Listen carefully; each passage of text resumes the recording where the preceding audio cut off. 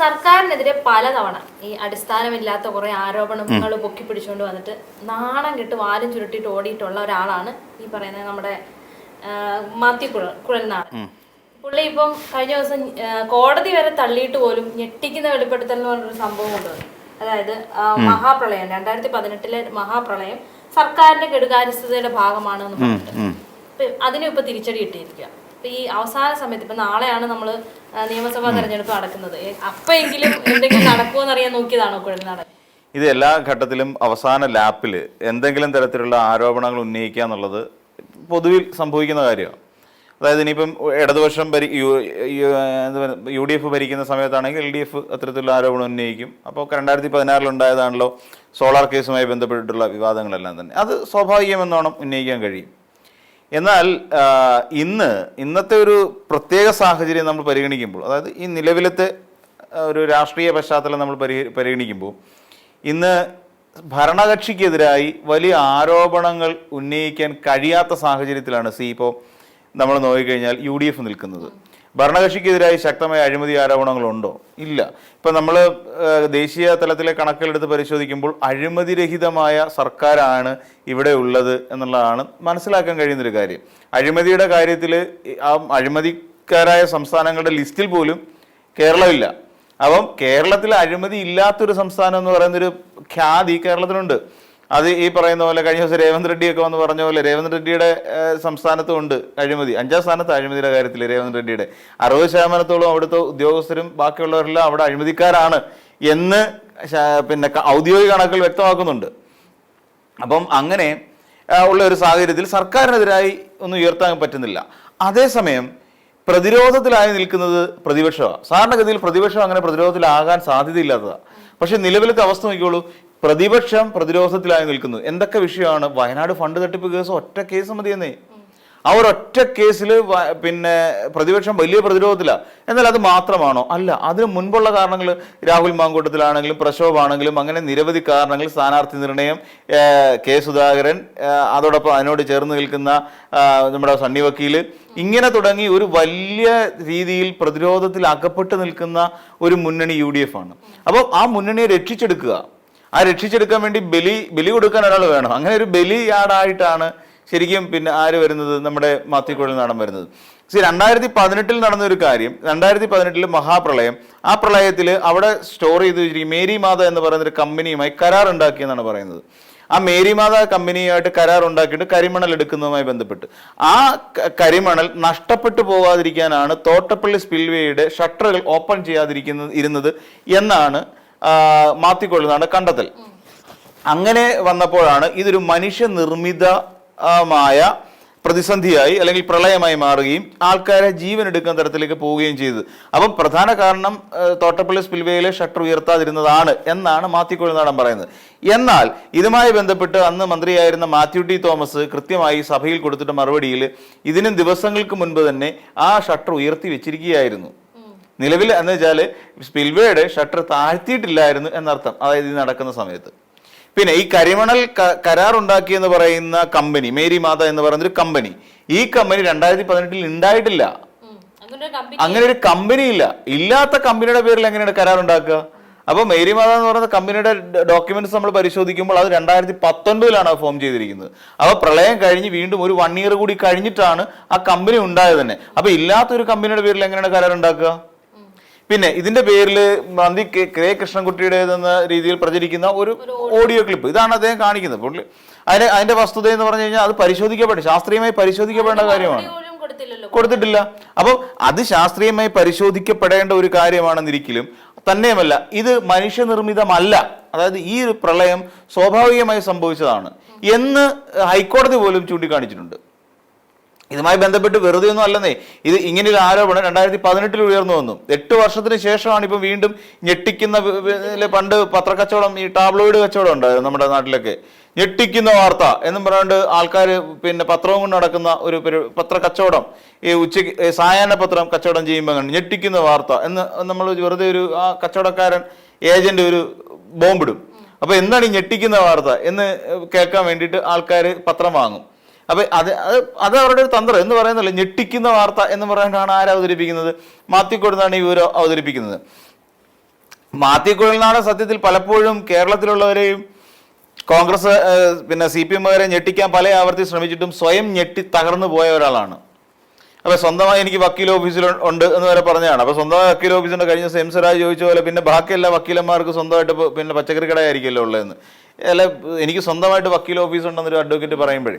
അപ്പോൾ ഇങ്ങനെ ഈ പറയുന്ന രീതിയിൽ പിന്നെ എന്നാൽ ഇവിടെ നമ്മൾ പരിശോധിക്കേണ്ട ഒരു കാര്യം, ഇത് കോടതി പോലും തള്ളിക്കളഞ്ഞൊരു കാര്യമാണ്. അതായത് മനുഷ്യനിർമ്മിതമാണ് എന്ന് UDF അന്നും വിവാദം ഉയർത്തിയിരുന്നു. കാര്യം സർക്കാരിന് ഇതിൽ നിന്ന് എന്തോ ലാഭം കിട്ടാൻ വേണ്ടിയിട്ട് സർക്കാർ ഡാം എല്ലാം തുറന്നു വിട്ട് ആൾക്കാരെ കൊന്നു, അല്ലെങ്കിൽ ആൾക്കാരെ എല്ലാം വീടുകളിലെല്ലാം കയറ്റി വിട്ടു. ഇതുകൊണ്ട് സർക്കാരിന് എന്താ നേട്ടം? ഇപ്പോഴും നമുക്ക് മനസ്സിലാവാത്തൊരു കാര്യമാണ്. ഇതുകൊണ്ട് സർക്കാരിന് എന്താ നേട്ടം? ഡാം തുറന്നു വിട്ട് ജനങ്ങളെ കൊലപ്പെടുത്തുന്നതിലൂടെ സർക്കാരിന് എന്ത് നേട്ടം ഉണ്ടാക്കാനാ? ഇതിലെ അപ്പോഴും നമ്മൾ ആലോചിക്കേണ്ടത് നമ്മുടെ സംസ്ഥാനത്തിന്റെ സമ്പദ്ഘടനയെയും സംസ്ഥാനത്തിന്റെ ഡിസാസ്റ്റർ മാനേജ്മെന്റ് സംവിധാനവും വീണ്ടും അത്ര എഫിഷ്യൻ്റായിട്ട് പ്രവർത്തിക്കേണ്ട ടൈമാണെന്നേ. ഒരു പ്രളയം എന്ന് പറഞ്ഞാൽ പ്രളയം മനുഷ്യനിർമ്മിതമാണെന്ന് തന്നെ കരുതുക. ഇപ്പൊ സർക്കാർ ഉണ്ടാക്കി വെച്ചു, എന്തിനാണ്? അപ്പോൾ ഒരു മോട്ടീവ് ഉണ്ടാവണം. സർക്കാർ എന്തിനാണ്? ഈ പറയുന്ന കരിമണൽ, ഈ കരിമണൽ എന്ന് പറയുന്ന ഒരു സാധനത്തിന്റെ കരാറിന് വേണ്ടിയിട്ട്, ഇത് കേന്ദ്രമാണ് ശരിക്കും കരിമണലിന്റെ ഒരു ഖനനം ഉൾപ്പെടെയുള്ള കാര്യങ്ങൾ നോക്കേണ്ടത്. അപ്പൊ ആ സാഹചര്യത്തിൽ സംസ്ഥാന സർക്കാർ എന്തിനാണ് ഇവിടെ ഒരു പ്രളയം, മനുഷ്യനിർമ്മിതമായ ഒരു പ്രളയം ഉണ്ടാക്കുകയും ആ പ്രളയത്തിൽ ഇത്രയും അധികം ആൾക്കാരെ കൊലപ്പെടുത്തുകയും ചെയ്യുന്നത് എന്തിനു വേണ്ടിയിട്ടായിരുന്നു? അതൊരു മോട്ടീവ് ഉണ്ടാവണം. അങ്ങനെ ഒരു വളരെ വ്യക്തമായ ഒരു മോട്ടീവ് കൊടുക്കാനില്ല. ഇന്നല്ലെങ്കിൽ നാളെ ഇത് സർക്കാരിന്റെ ബാധ്യതയായി മാറും എന്ന് എന്തുകൊണ്ടാണ് ഇവർക്ക് മനസ്സിലാവാത്തത്? ഏതൊരു സർക്കാരിനെ സംബന്ധിച്ചിടത്തോളം ഇപ്പൊ UDF തന്നെ ഭരിക്കുകയാണെന്ന് വെച്ചു, ആ UDF ഭരിക്കുന്ന സമയത്തും ഒരു പിന്നെ ഫേക്കായിട്ടൊരു അല്ലെങ്കിൽ മനുഷ്യനിർമ്മിതമായിട്ടൊരു പ്രളയം ഉണ്ടായി കഴിഞ്ഞാൽ ഇതിന്റെ ബാധ്യത ആർക്കാ? സംസ്ഥാനത്തിനാണ്. അവിടെ ഉണ്ടാകുന്ന നാശനഷ്ടങ്ങളെല്ലാം സഹിക്കേണ്ടി വരും. അവിടെ ഉണ്ടാകുന്ന വീടുകൾ, റോഡുകൾ, പാലങ്ങൾ, സകലമാന സാധനങ്ങളും സംസ്ഥാന സർക്കാർ റീബിൽഡ് ചെയ്യുകയാണ് ചെയ്യേണ്ടത്. അപ്പം ഇതെന്തുകൊണ്ടാണ് മനസ്സിലാക്കാത്തത്? പിന്നെ തന്നെയല്ല, ഈ വകുപ്പുകളെ ഏകോപിപ്പിക്കേണ്ട ഒരു ആവശ്യം വരുന്നില്ലേ? പിന്നെ ഏതൊക്കെ വകുപ്പുകളുണ്ട്?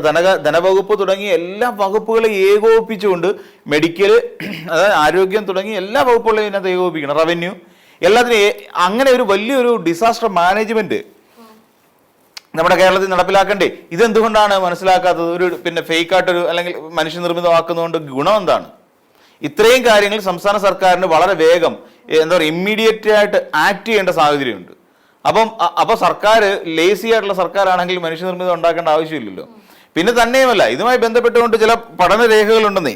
അപ്പൊ ഇതുമായി ബന്ധപ്പെട്ടുകൊണ്ട് പിന്നെ പഠനം ഇത് ശരിക്കും ശാസ്ത്രീയമായ ഒരു അല്ലെങ്കിൽ മതിയായ തെളിവുകളുടെ ഇതിലല്ല എന്ന് പറയാം. 2018 ഈ പറയുന്ന പ്രളയം ഉണ്ടാകുന്നത് ഹെവി റെയിൻഫോൾ, അതായത് അതിതീവ്ര മഴ മൂലമാണോ എന്നുള്ള കാര്യം സെൻട്രൽ വാട്ടർ കമ്മീഷൻ, അതോടൊപ്പം തന്നെ IIT മദ്രാസ് ഇവരും പറഞ്ഞിട്ടുണ്ട്.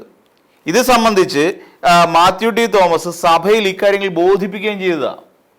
അപ്പൊ ഇവിടെ സംസ്ഥാന സർക്കാരല്ല പറഞ്ഞത്, IIT മദ്രാസ് ഇവരിലൊക്കെ സാങ്കേതിക വിദഗ്ധർ തന്നെ ഇതുമായി ബന്ധപ്പെട്ട് മനസ്സിലാക്കിക്കൊണ്ട് ഈ കാര്യങ്ങളെക്കുറിച്ച് വിശദമായി പഠിപ്പിച്ച് ഹൈക്കോടതി റിപ്പോർട്ട് സമർപ്പിച്ച് ഇത് മനുഷ്യനിർമ്മിതമല്ല എന്ന് ഹൈക്കോടതി വിധി എഴുതിയതാണ്. പിന്നെ വീണ്ടും എന്തിനാണ് ഇതിങ്ങനെ കൊണ്ടുവന്നതെന്ന് ചോദിച്ചാൽ ഇത് രാഷ്ട്രീയ പ്രേരിതം എന്ന് തന്നെ ഒറ്റ വാക്കി നമുക്ക് പറയാൻ പറ്റും. ഇതിനെ രാഷ്ട്രീയമായ മാനങ്ങൾ ഉണ്ടാക്കിയെടുത്തുകൊണ്ട് കണ്ടില്ലേ, സർക്കാർ നിങ്ങളെ അന്ന് അങ്ങനെ പറ്റിച്ചില്ലേ? ഒരു നാണമില്ല. അത് കറക്റ്റാണ്, വിധി ഉപയോഗിച്ച വാക്ക് കറക്റ്റാണ്. തയ്യാറാ. ഇതെന്തുകൊണ്ട് ഇനി കോടതി പോകാൻ പറ്റില്ല? കാര്യം ഹൈക്കോടതി എന്നൊരു വെർഡിക്റ്റ് വന്നതാണ്. ഹൈക്കോടതി ഫൈനലായിട്ട് പറഞ്ഞു ഇത് മനുഷ്യനിർമ്മിതമല്ല എന്ന് പറഞ്ഞ സാഹചര്യത്തിൽ വീണ്ടും ഹൈക്കോടതിയെ സമീപിക്കാൻ പറ്റില്ല. ഇല്ലാന്നുണ്ടെങ്കിൽ കീഴ്ക്കോടതി മുതൽ സുപ്രീം കോടതി വരെ പോകും. ഇതുപോലെ പല ആരോപണങ്ങൾ അവസാനം കോടതി പറഞ്ഞില്ലേ, ഇനി ഇങ്ങനെ കൊണ്ടുവന്നു കഴിഞ്ഞാല് ഫൈൻ അടിക്കും, 10 ലക്ഷം രൂപ ഫൈൻ അടിക്കുമെന്ന് വരെ പറഞ്ഞു വിട്ട ആളാ. അപ്പൊ വീണ്ടും ഒരു മടിയില്ലാതെ ഇങ്ങനെ പോകാനുള്ള അതൊരു ചങ്കൂറ്റം, അതൊരു വല്ലാത്ത ചങ്കൂറ്റോ. കാര്യം ഇത് അവസാനത്തെ കച്ചിത്തുരുമ്പാ.